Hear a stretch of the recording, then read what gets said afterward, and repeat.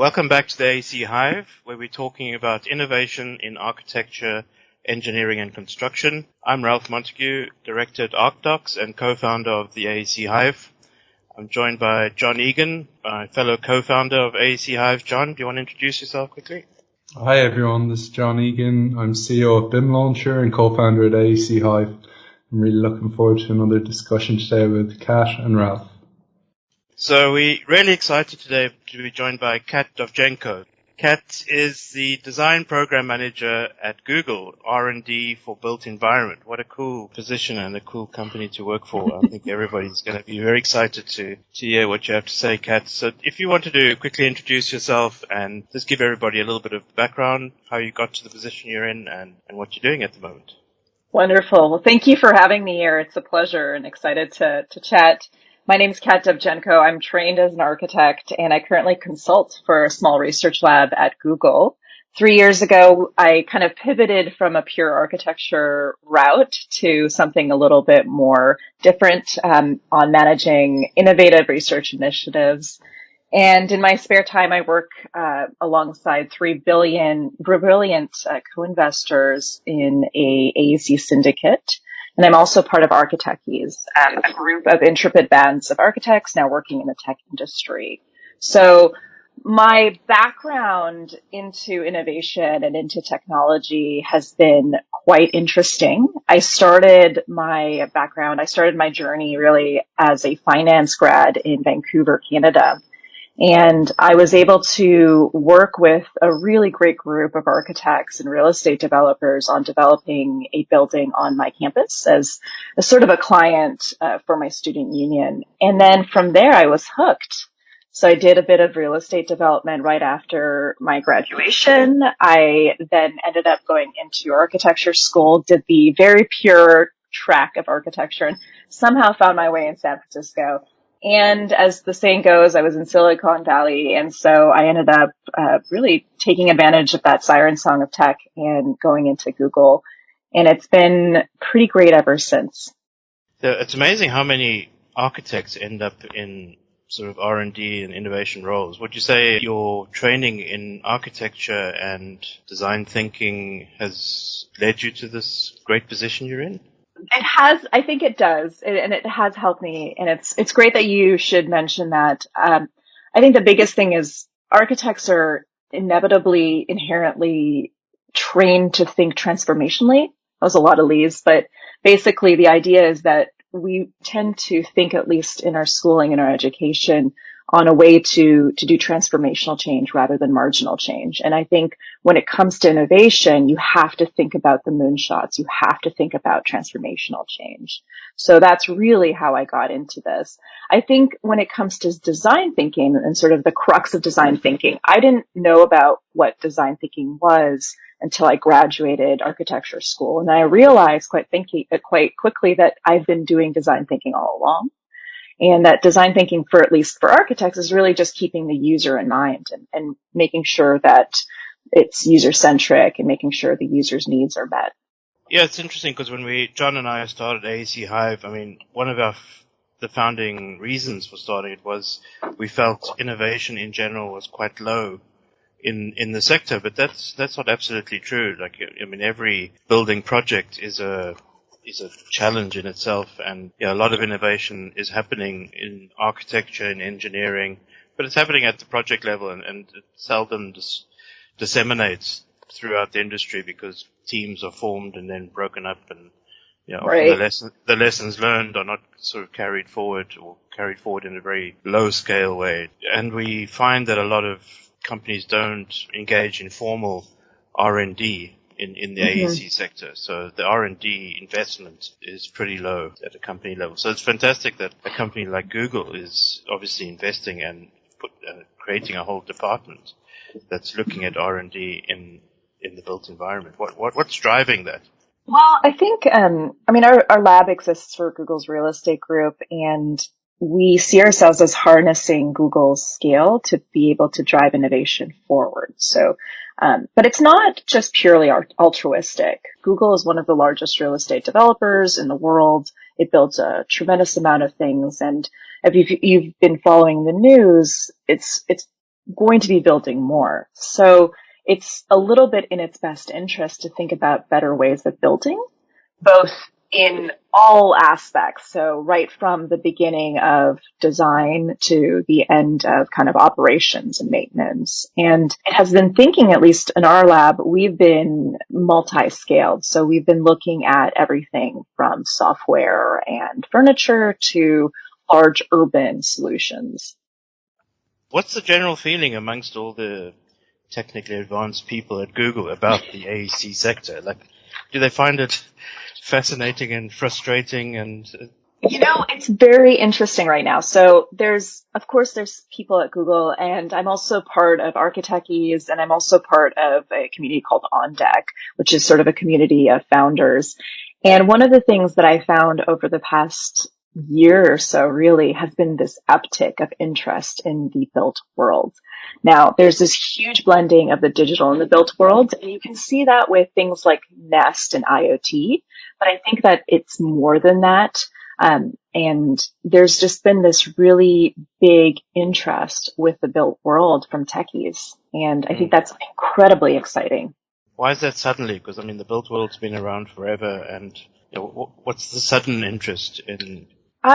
So I don't know. I have a few hypotheses. I think the biggest one is that there's been a tremendous amount of work in the bit world, so compared to the atom world. And I feel like a lot of techies have picked the kind of the low-hanging fruit of the atom world, rather. So the low-hanging fruit of e-commerce, social media, and there's 12 trillion, there's $13 trillion worth of value to be unlocked in the built environment. And I think that's just such a large number for techies not to know this. Absolutely. A lot of our listeners are, people who obviously have an interest in innovation and an interest in improving things, maybe not working directly in R&D departments and everything, but how would you sort of say innovation happens? Because obviously you're in a formal environment that is doing innovation, like that's your job. Does innovation just sort of come as a spark of brilliance, or is it something that's organized and deliberate? And how does innovation happen for you at Google R&D? I feel like that's multiple PhDs in the making. I'm sure there's folks that are far more experts in the science of innovation, but I can speak to my experience for sure. And one of the things maybe we want to chat about first is the fact that innovation is inherently actually quite disturbing, and that many people, while they may boast of wanting innovation, it's actually a very hard thing to do, and it's a very hard thing to accept. So those are the first caveat that I have. And the way that we work at the lab really tries to foster innovation. I believe you can't have innovation without a diversity of disciplines and a diversity of thought and a diversity of background. I think that is really the crux of it. And when I read sort of the things that are online on big innovative companies and big innovative initiatives, for example, Google X, that is the same thinking that they have, that you cannot have innovation without a large group of people that are very diverse. So that's the first thing. The second thing is that we are fluent in the litany of constantly growing digital tools and methodologies. So we have a diversity of backgrounds. We're not just architects. And then we are also coming in and having a litany of new technologies and tools and ways of thinking that we're starting to kind of sprinkle in. And then we hack, we iterate, and we prototype and test what we call minimum viable products for space. So that iterative process is really meant to generate a bit more innovation. So those are the three methodologies that we use in our lab. We're very heavy on prototyping. We're very heavy on mock-up. And we have a full shop, which allows us to do mock-ups outside of the project cycle, which is something that we find very useful. So that's how we do it. There's probably other things in the world in terms of how innovation is done, but at least from my personal experience, that's how I see it. When you say you have a shop, what is it? What are you doing in your shop? Is it? Well, you can think of it as a little bit like a Willy Wonka for architects and builders. It's really about building mock-ups and prototypes early on. And that's actually how many software developers, and that's how software and hardware is built to a certain degree. And to a certain degree, that's how architecture should be built. However, you can't really iterate on one building. You can iterate on parts of the building. And that's really a difficulty. You perhaps in the future, when we have very sophisticated simulation software, we could essentially iterate on top of a building digitally. But it is the fact of the matter, it's very expensive and it's very hard to build one building, let alone multiple ones. There is a benefit when you are looking at a portfolio. So this is kind of the benefit of at least Google and Sidewalk Labs and any developer that does multiple buildings in the course of many years, is that you can take learnings across different buildings. Whether that happens or not is, up for debate. Are there any projects that you can talk about that have sort of gone through the early stage and become something commercial, something real? I mean, you mentioned the Sidewalk Labs. Yeah, there's a few things that are public that I can speak to. The first is Google's partnership with Factory OS to be creating some modular housing solutions in the Bay Area. That's very exciting. And the second one is sort of, and this will come and trickle through as the building is ending completion. And that is really some of the advances and the innovations that are in the Charleston East building. Now, we're hoping to unlock those advances and those innovations beyond just that one building. But there are a few things in that building, everything from the structural system to how it is dealing with sustainability, that are vastly innovative. And I'm not an expert. I'm not the project kind of lead on that particular building. But there's a number of things online and public that you can take a look at. I'm very excited to have that building online when it does come, and it'll be a very interesting thing to see. John, you've said to me before that you've always wanted to work at a company like Google. What questions do you have about, what's it like to work in such an innovative company and discipline? Well, it's an interesting question. I mean, I've had my startups for the last 7 years, and I always said, if anyone asked me, hey John, what would it take for you to leave? And I was like, well, a big exit, like from my startups, or, a company like Google came along and put me in a prominent position where I could, let my innovation juices run, if you like. So I think that it's quite interesting that, what you've spoken about, like the kind of vibes that I'm getting is, and maybe you can correct me, is that the innovation process is quite rigid. Like, there seems to be, very short focused, I suppose, injections of people's times into certain things. Whether, innovation projects, and if they don't work, you throw them away, you start in the next one. For me, we have a product in BIM Launcher that, I bought the domain in I set up the Twitter account in 2016 for this idea. And I bought the domain in 2016. And I let it lapse, and, it was a very much a seedling idea at that stage. And in 2020, the end of 2020, it's coming back to light. I've rebought the domain. The Twitter account now looks like it will have some use, some better use than it has for the last 5 years. But it has all been driven by this long-term vision. And I mean, I've got, knocked through my journey over the last 4 or 5 years, but I've always kind of had a North Star, if that makes sense. And I'm wondering, to what extent would someone with a personality where they have a strongly guided North Star, how do you think that would, would that be a diverse enough perspective to work in the teams that you've just spoke to? Or, would I would I be essentially sidelined and told to go and start another startup? John, if I had the power to hire you, I would of course hire you. I think so. You're talking about something really interesting. Is do you have a rigid framework, or do you have something that's a little bit more flexible and open? And this actually comes into a little bit more of how do you think about the future? So when I hear your question, I really think about like, well, what does the future hold, and how do you even begin to think about the future? How do you even start to create these North Stars? And should these North Stars be rigid and set, or should they be flexible? And the reality for at least us is that they are quite flexible. No one knew what COVID would bring. No one had any idea that there would be a pandemic.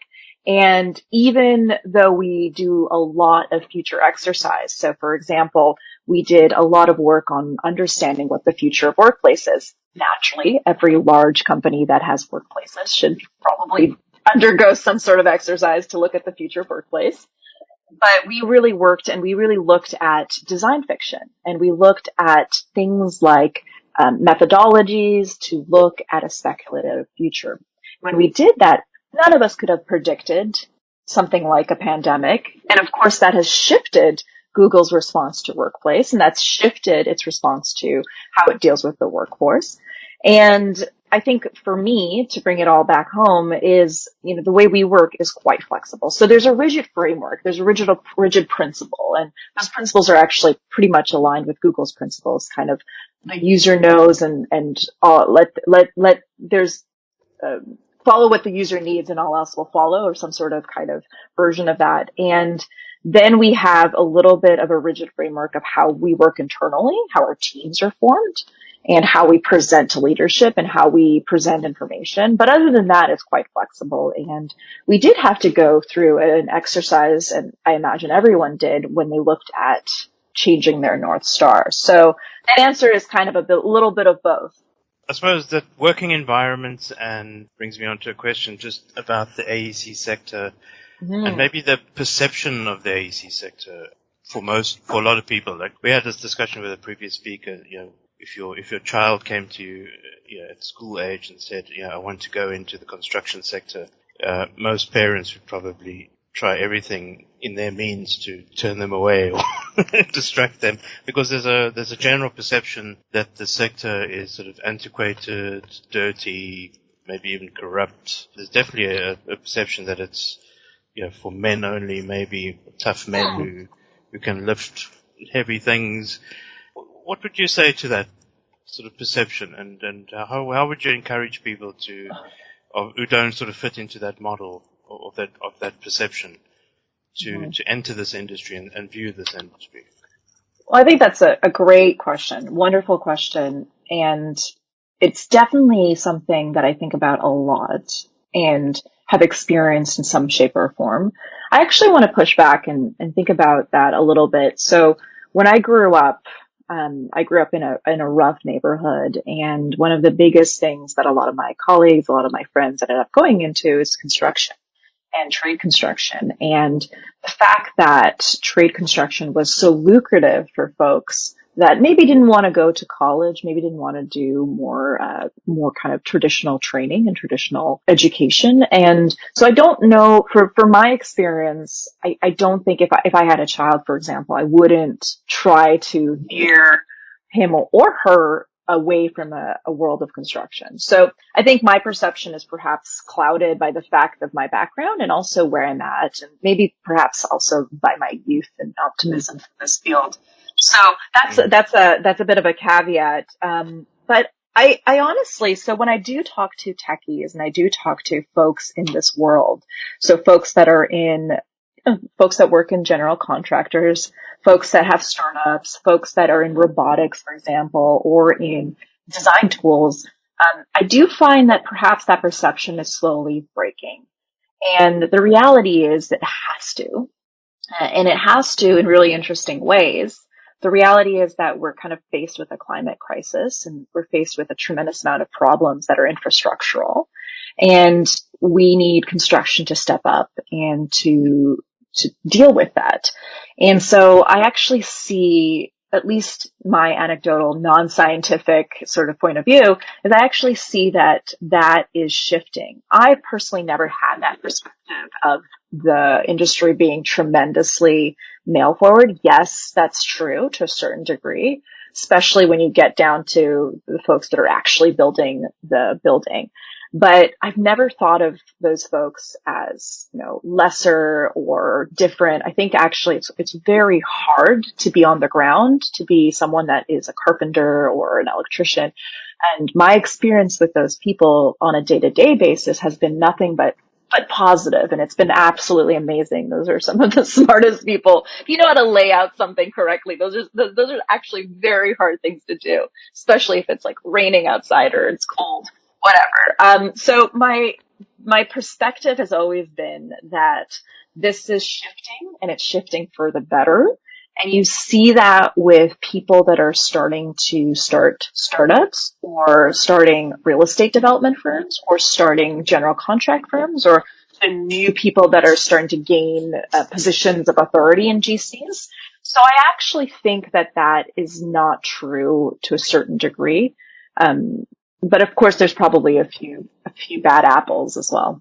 I'd agree. I don't think it's true either. I think it's more of a perception. I mean, Mm-hmm. my own view is it's an incredible industry. Like, we're literally making the world. If you had a choice between making a new sort of computer game or a new website, or making something that other people will live in, learn in, be treated in, it's an incredible industry. But it does have its challenges, and I think we all know that.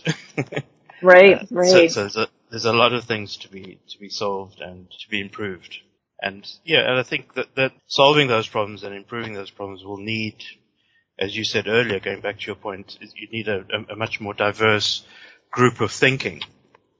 So these challenges won't be solved by one particular group, with one type of thinking. It just needs people who are scientists in materials, scientists in technology, scientists in all sorts of areas to bring their input. Right.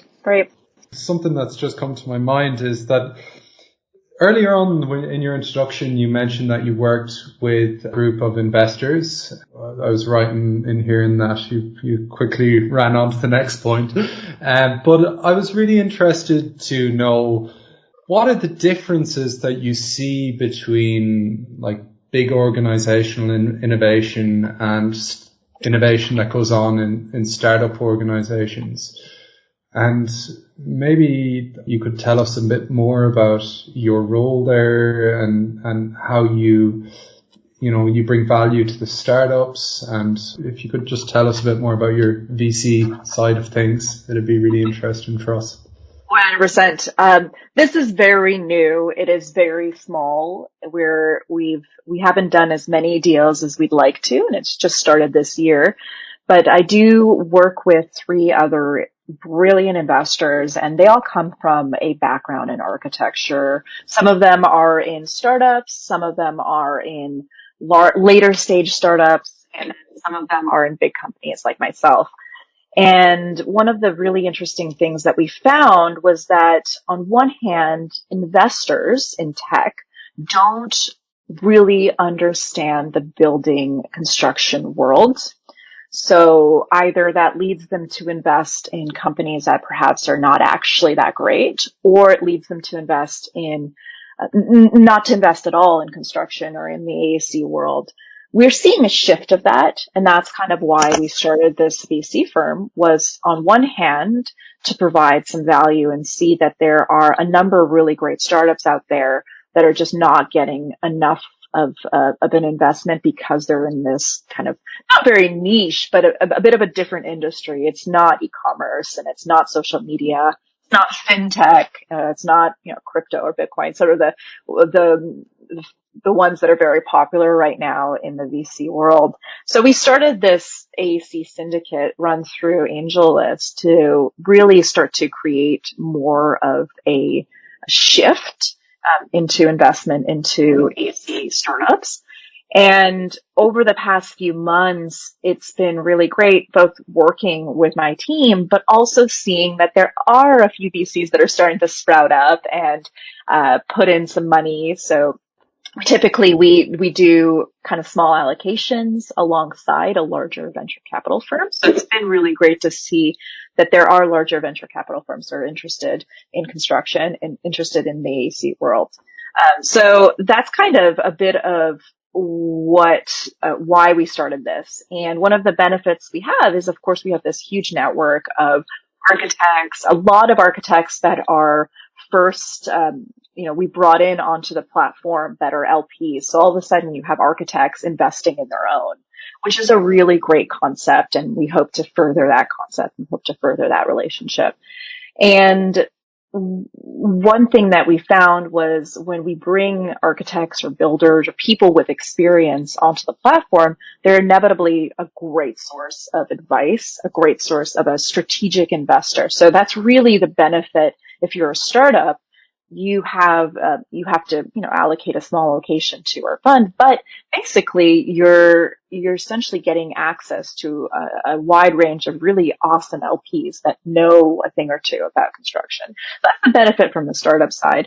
And the difference between big companies versus startups, that's really interesting. And we can tie that back to innovation and whether innovation can even happen in a big company and how does innovation have to happen in a big company versus how it happens in a startup? I actually have a lot of faith in startups and I have a lot of faith in big companies.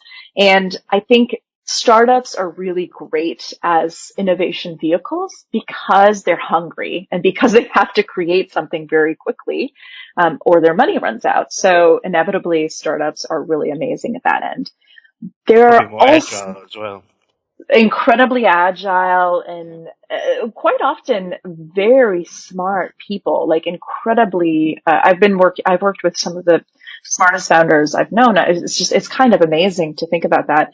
But there's also in construction, you almost want something that's beyond the VC model. You almost want a PE model. You want something where there's large influxes of capital because construction itself, now that doesn't just digital tools, they can probably be built with a little bit less capital, but construction, robotics, the physical moving of atoms is incredibly expensive. And there are ways to not have that as expensive, but it is still very capital intensive. So that's where perhaps the big companies come in and where you can have innovation. You have a little bit of a bigger budget. So there's benefit in both models. And there's certainly a need on top of that, perhaps, not just, our model of capitalism. And I think and on top of that, you do need some sort of injection and some sort of funding from the government in some sort of way. So I think that does come into play at some level. Yeah, I want to come back to the innovation, or sorry, not the innovation, but the VC model that you've got. So that's quite innovative, right? That's AngelList is an internet platform. I mean, could you talk to us a little bit about AngelList and how, for example, why didn't you choose to go through the traditional VC route, which was raise a fund and, bring on an advisor or, partners to the firm and, go a very rigid, well, I don't know whether that word would fit, but let's go with it. Compared to an AngelList syndicate, you're building on top of a platform there. Did the platform and the opportunity on the platform drive your interest and say, was it something that you had seen done for other industries and other sectors, or were you frustrated with perhaps was becoming a VC was always something you wanted to do and you knew that the traditional VC model wasn't going to work for you? Or could you talk to us a little bit about that? Right. I don't think becoming a traditional VC was everything I wanted to do. In fact, I don't see that as my path at all. The thing about AngelList, which I'm not an expert in AngelList, I don't know what their roadmap looks like, but I do love the fact that they're trying a bunch of different things to disrupt industries. And one of those things is this syndicate kind of platform where you can take a bunch of people with small checks and allow them to go into an investment. And AngelList handles the legal, it handles kind of the coordination. It's very easy to start. It's very easy to maintain. They do a lot of really great work there, and I am always impressed with the team that runs it. I'm always impressed with the level of service. It's a great platform. Now, what that allows us to do, compared to a traditional VC, is that all of a sudden you have a number of LPs that you can bring on. So you can bring on partners, and those partners can be folks that are perhaps not, that haven't had that access in the past. So through a traditional model, you don't get the level of, at least on our end, the breadth of experience and this kind of LP base that's really fantastic. So all of a sudden you have, for example, architectural partners or builders coming in onto the platform and being able to write small checks pretty simply to us. So we do try to keep those check size minimums very small, so it's affordable for people to invest in startups. And so that's really the point. Was never the point of starting a VC to make a copious amount of money or things like that. It was really to link people that wanted to invest, that were in the built environment, and startups that needed money to start their amazing solutions in the built environment as well. And we found that the easiest way to do that was through AngelList. We looked at other ways. We looked at perhaps creating SPVs on our own end, but we just found that this was just a lot simpler. I mean, it's and really... do you find that some of the LPs are getting involved in the projects as well? Or, so not putting some investment in, but also participating? So right now it's still early and still new, but we do see that there's a tremendous wealth of knowledge from the LPs. There's a tremendous wealth of excitement. So it's kind of beyond just their small checks. It's really about establishing a link between the LPs and the startups. So the startup can go ahead and turn to us and say, hey, I have a question. Does anybody know anyone in this field, or do you have a contact? And so it's really meant to be a resource for a startup. And hopefully it does end up being a pretty amazing resource as well. So I want to know, Kat, you've spoken to us about the value that you bring, so I think that much is clear. I think that, AngelList as a delivery platform, AngelList Syndicate as a delivery platform, it sounds incredible. I mean, it sounds really innovative. To my mind, I think that there could be potentially 100 different AEC syndicates on this AngelList, all investing and all looking to build bridges with potential startups. Could you talk to us a bit about how it changes the process between the matchmaking of the startup with the syndicate? Is it still a case where a startup will contact you via email, do the introduction, here's the pitch deck, or is it the startup now is building a profile on the syndicate platform and they're essentially fishing for investment from a wider pool of investors? Or can you talk to, what does that process, how has that process changed? Totally.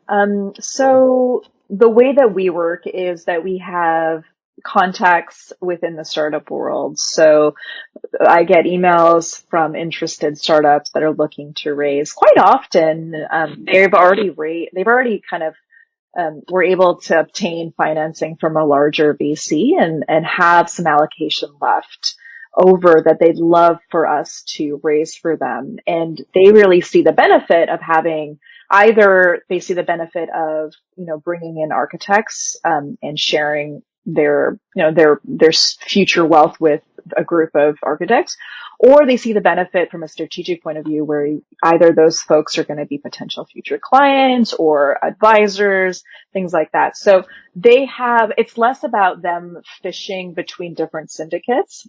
I haven't really seen that. It's more kind of pretty traditional, really. Get an email from a network, have a network of folks that are starting really interesting things.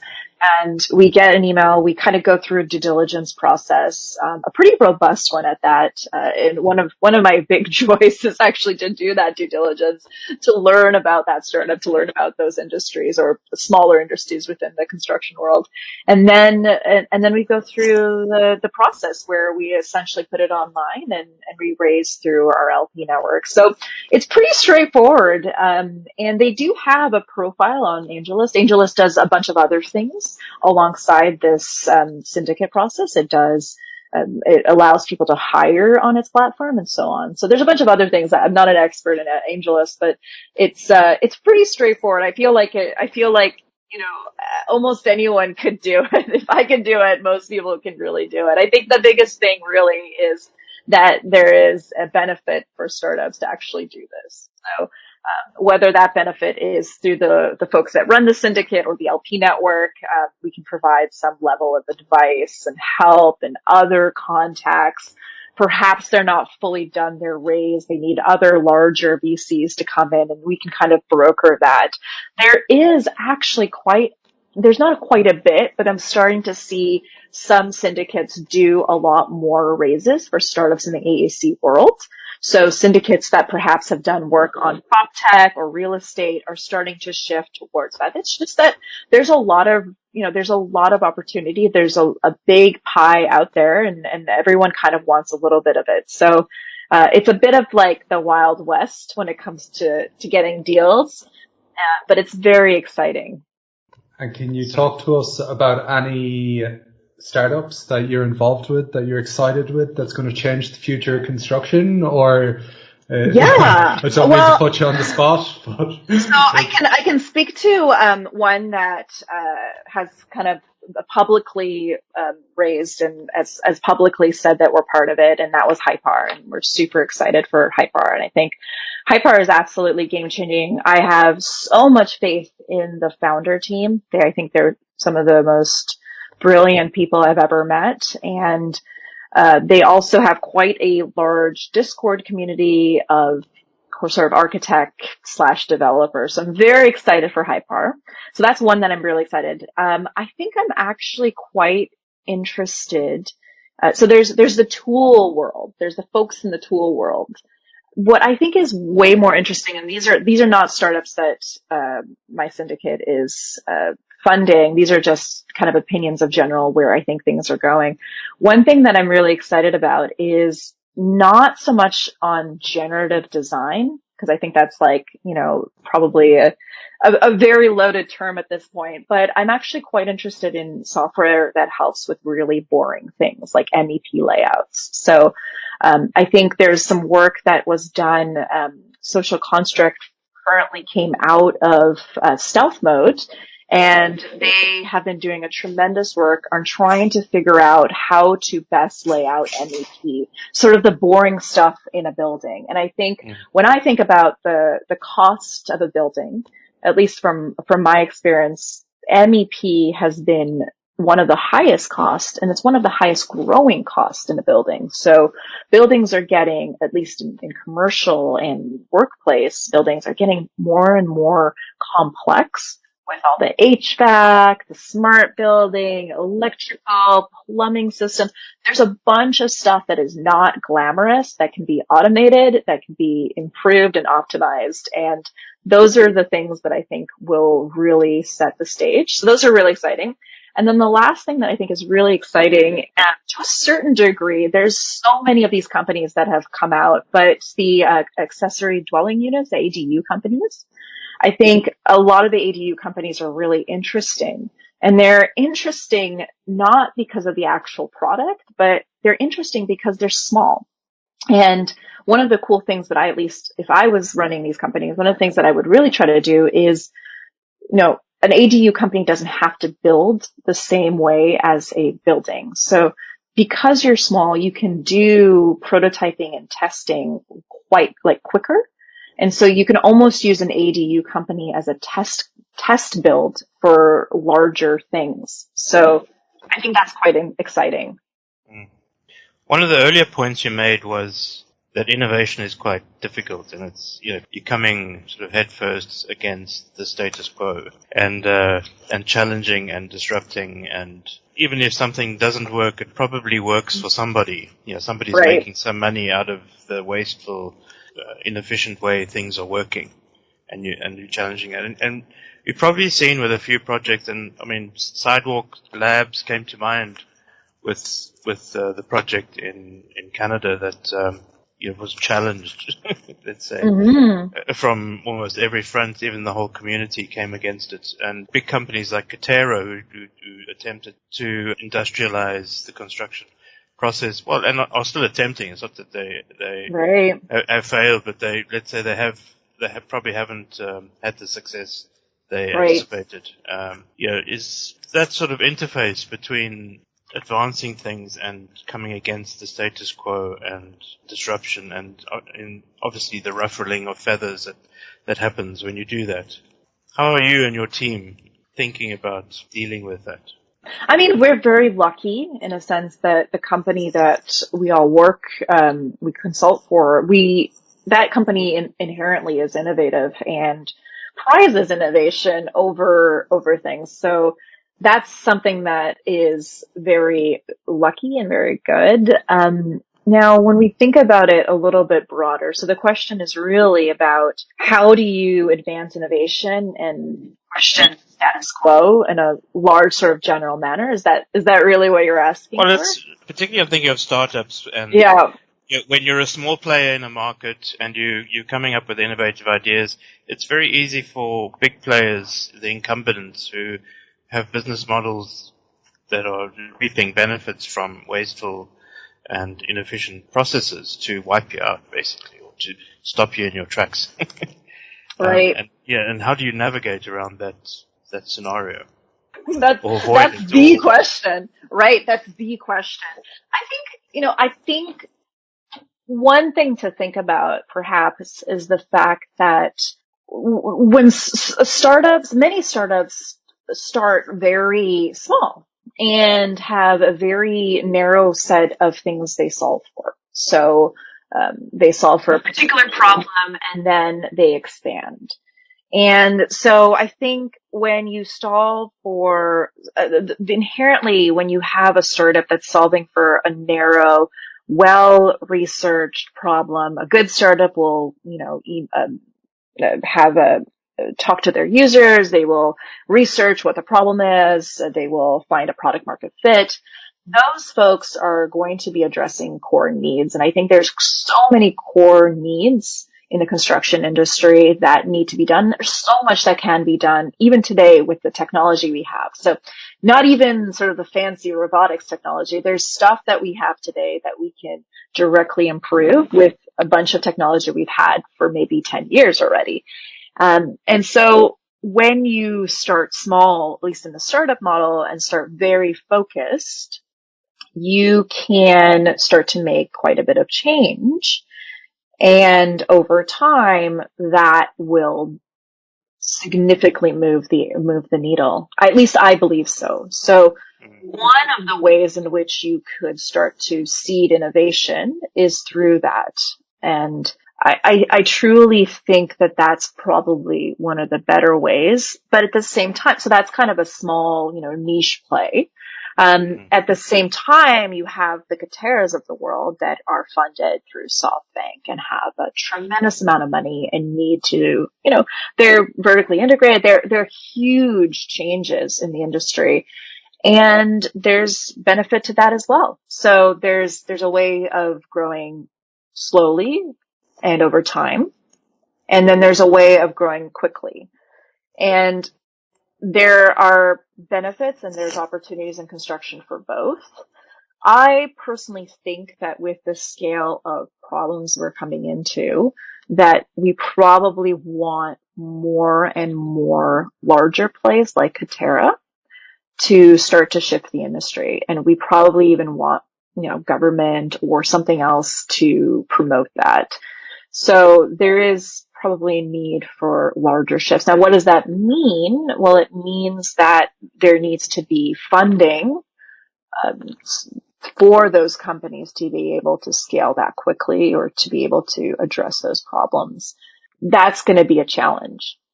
And for a company like Google, it's interesting you said earlier that they were looking at modular construction in the housing market. Like, you wouldn't sort of associate a technology company with having an interest in the housing market. But of course, the challenge for them there is that they have these large facilities and staff, and obviously feel that the AEC sector is not able to deliver the housing needs of all that stuff.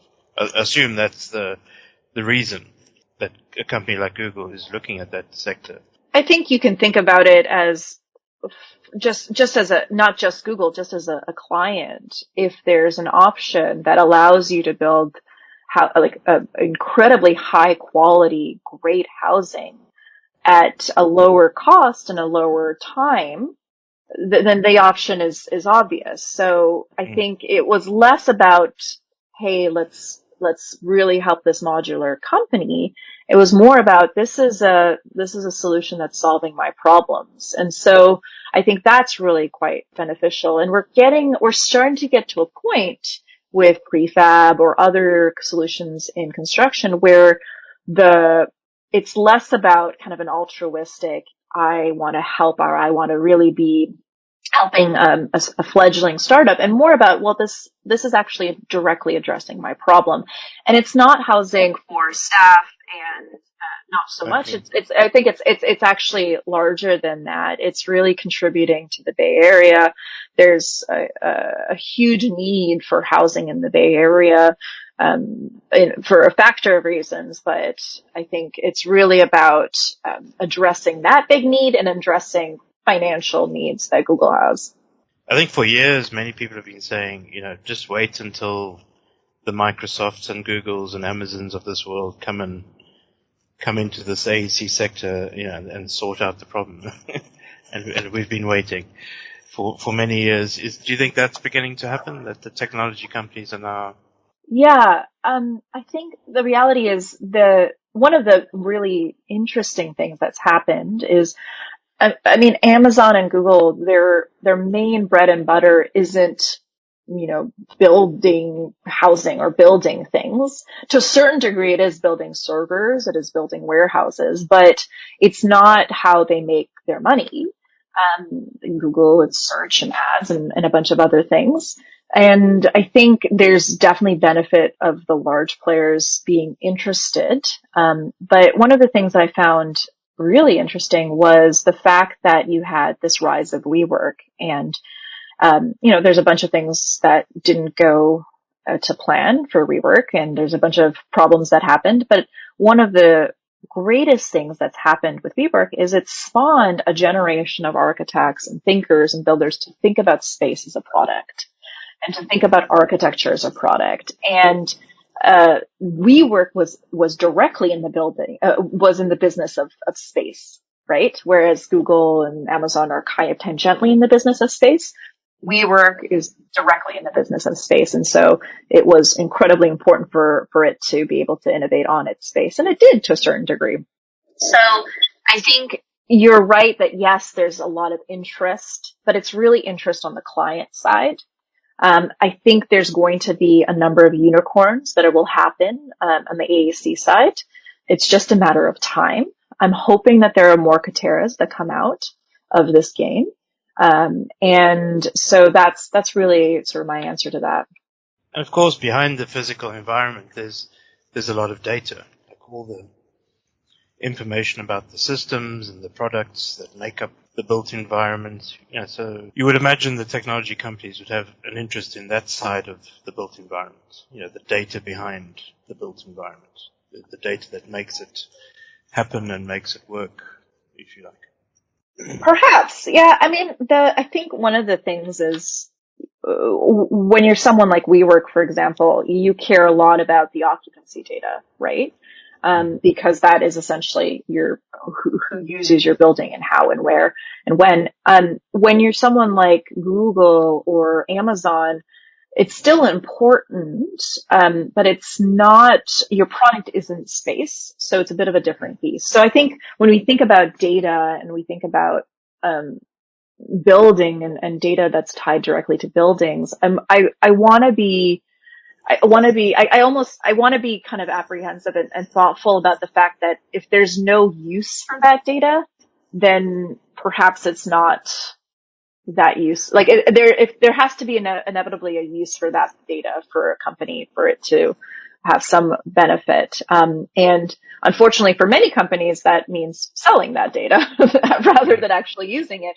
But I think when it comes to kind of building and data and smart buildings, and at least in that world, there has to be a really valid use case for the infrastructure and that data. There's also a real concern that I think is shared by many is privacy, and the fact that if you know who is in your building and how they're interacting with the building, there are inevitable privacy concerns. So the benefit of using that data has to be larger than these privacy concerns. And in fact, that's a huge part of data that we perhaps don't speak enough of.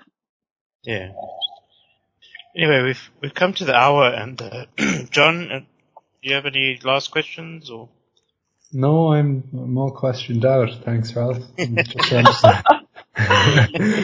just like to thank Kat for her time. It was really insightful. I really enjoyed her insights into innovation and also really getting to know about this new VC landscape that seems to be emerging. So yeah, thanks, Kat, and I look forward to maybe bumping into you one day in Google corridors. Wonderful. If dreams come true, of course. Well, it's and been from a yourself, pleasure. Kat, do you have any last words of inspiration for the audience? I think, $12-13 trillion is enough for people to take notice. And I think we're going to see some fantastic things in the future. I am incredibly optimistic. And I think we have to do it. There's so many problems in the world when it comes to climate change, when it comes to inequality, that we need to think in an infrastructural level. So that's all I have to say is we have to think atoms and bits, but we do have to think about those atoms. Absolutely. Well, I'm sure we're going to have more conversations because I think there's still a lot to explore. And so thank you very much. And I would even encourage you, we've set up a new platform, the AEC Hive platform, where the community can have some online discussions. So if you have anything that you'd like to post there to get some conversation going, I'd encourage you to do that. And I hope you have a fantastic break. And I'm sure 2021 is going to be an excellent year for everyone. Wonderful. In the AEC space, and we wish you all the best. Thank you.